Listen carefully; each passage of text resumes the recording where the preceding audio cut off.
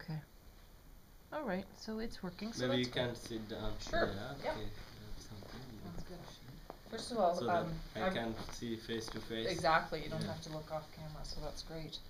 Um, is it Bhante? Bhante. Bhante. Bhante Sarnapala. Okay. And your role here at the center, are you what is your title? Do you have a specific name, like a way that I should refer to you? Well, people call me Bhante Saranapala, Uh-huh. and I'm one of the resident monks. Okay. And well, I conduct Sunday school. I'm the principal of our Sunday school, and meditation teacher, and public speaker. What else? How Everything. long, yeah, it sounds like it. Sounds like you do everything. How long have you been at, or not you, but how long has this center been Well, here? the center has been here for past 20 years. Okay. Yeah. And how many people attend services and school here? Well, it depends. It depends on the day and time. Now, for example, in our Sunday school, we have over 350 students. We don't conduct the school here. We run the high school in Mississauga with 14 classrooms and with an auditorium. And then here on Wednesday evenings, we have mindfulness meditation sessions. It's weekly, every week, every Wednesday. For that one is full, as you can see, this room is full, and sometimes it's overcrowded. It depends on the day and time. But for every session, I have about 25 to 30 people. That's great. Sundays. And for other services, is like we have like chanting, puja. Sometimes we have 50, 60, 100, over 200. It depends on the families and the people. So people must be excited about moving to the new center. Oh yeah, they are really looking forward to it. Will the Sunday school then be held there, or will it still be at the high school? Well, we are trying and see whether we can accommodate all people there.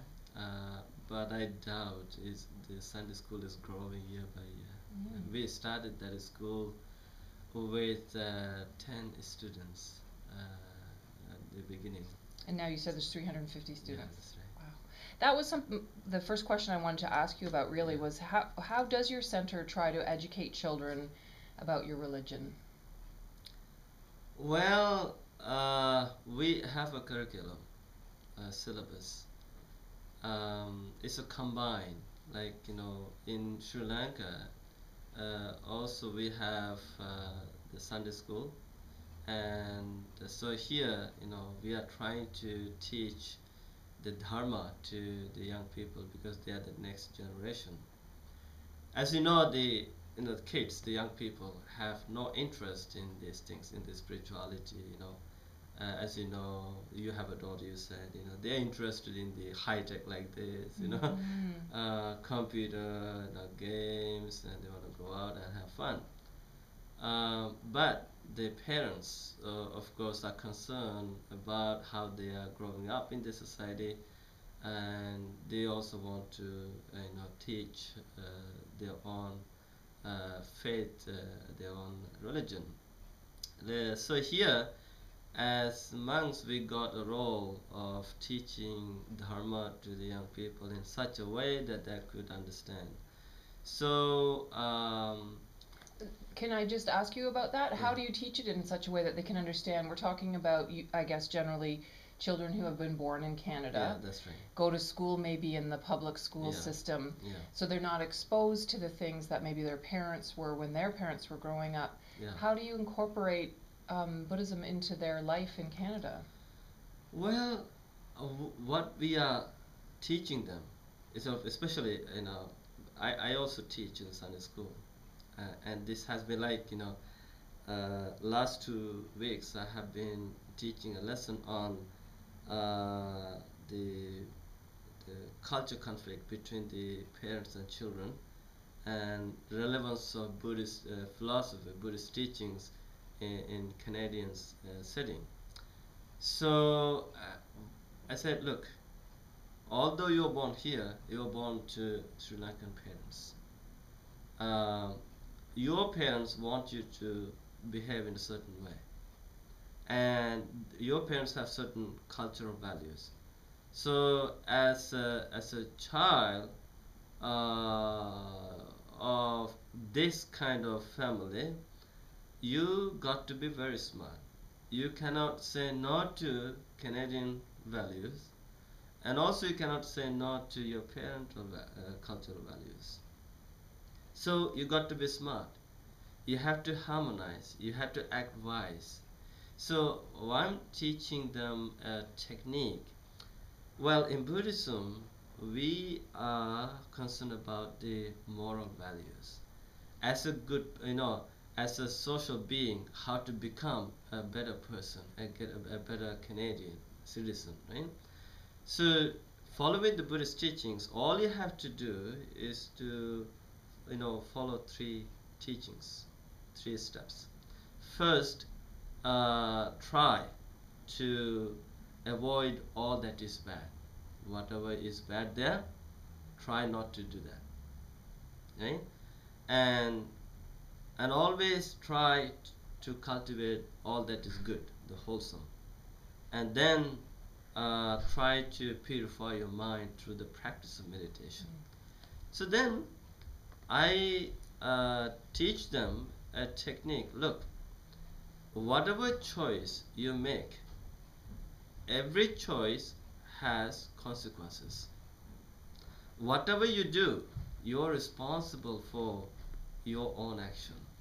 Yes, of course, as monks, as educators, our job is to show you, like if you do this, this is what's going to happen to you. If you do that, that is what's going to happen to you. So then, before you act, I tell them, things go wrong in our life due to what we say and how we behave. So Buddhism teaches what we call the criterion, moral criterion, moral standard, maybe, Um, before you act, before you say something, always look at the end consequences.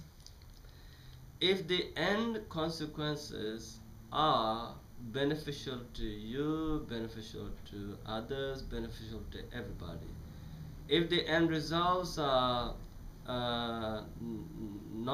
not harmful to yourself, not harmful to others, not harmful to anyone else, and if the end results are praiseworthy, if end results are wholesome, good, positive, healthy, then do it.